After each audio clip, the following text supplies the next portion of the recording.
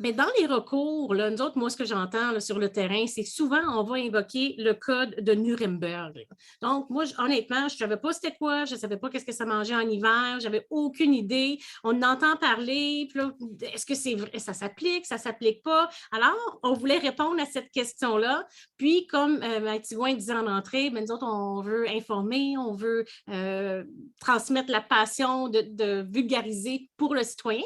Fait qu'on a un super invité qui s'appelle Jovic Fleury, qui va se joindre à nous, qui, lui, on se répète, est président de la section étudiante de l'Association du barreau canadien Division du Québec et président de l'Association des étudiants en droit de l'UQAM. Alors, qui mieux que la relève pour venir nous expliquer qu'est-ce que ça veut dire le code de Nuremberg, d'où ça vient, puis qu'est-ce que ça fait, puis et voilà. Fait que, Jovic, je te laisse aller avec ça.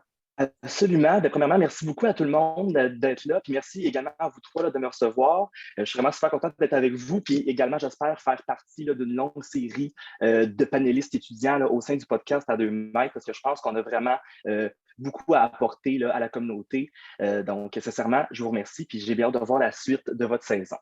Donc, comme vous l'avez mentionné tout à l'heure, je porte plusieurs chapeaux aussi là, au niveau du monde associatif. Mais ce soir, je suis vraiment là en tant qu'étudiant en droit qui a un intérêt plus marqué là, vers le droit de la santé, puis que je suis là pour vous donner de l'information sans pour autant que ça s'apparente à des conseils juridiques. Là. Donc, je vais au moins mettre ça sur la table d'emblée. Mais au final, je suis là pour vous parler du code de Nuremberg, comme on l'a mentionné, code qui a été souvent soulevé là, par un certain groupe de personnes qui étaient contre certaines mesures prises par le gouvernement au sujet de la vaccination. Donc, qu'est-ce que ça mange en hiver, ça? Le code de Nuremberg, puis qu'est-ce que ça a mangé en hiver plus tôt? Ça a émané de la Deuxième Guerre mondiale, en fait. On se rappelle de nos cours d'histoire, 39-45, la Deuxième Guerre mondiale. Et puis, quand la guerre a été remportée par des grands pays alliés, donc les États-Unis, par exemple, la Grande-Bretagne et la France, pour en nommer quelques-uns, bien, ça fait en sorte qu'on a voulu condamner des criminels de guerre qui avaient fait des actes barbares sur des prisonniers de guerre.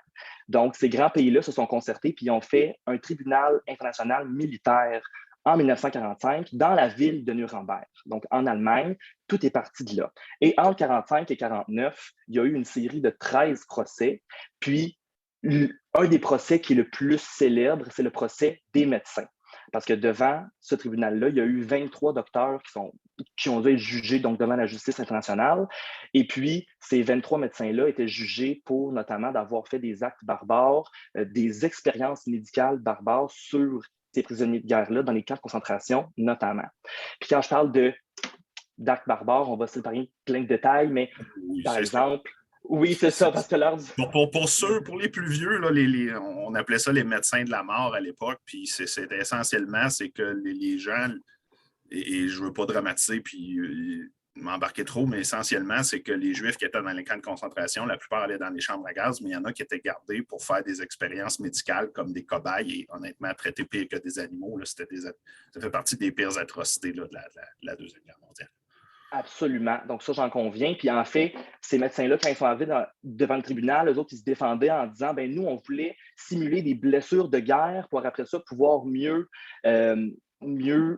soigner nos soldats sur le terrain.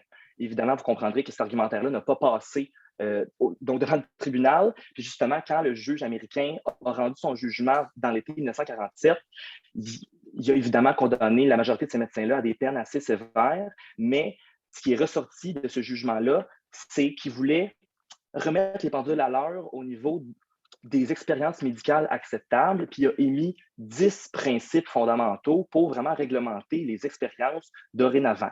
Puis, par exemple, quand je parle des 10 principes, ben c'est ça le code de Nuremberg. C'est 10 principes, 10 articles qui ont été mis dans ce jugement-là. Je parle, par exemple, que il y a un des articles que c'est « on veut jamais que le risque encouru surpasse les bénéfices apportés à la population ». On dit aussi qu'on veut éviter toute forme de souffrance non utile. Mais je pense que l'élément le plus important qui est ressorti de ça, puis qui est soulevé également par ces mêmes groupes de personnes-là, on parle du consentement volontaire et éclairé aux soins expérimentaux.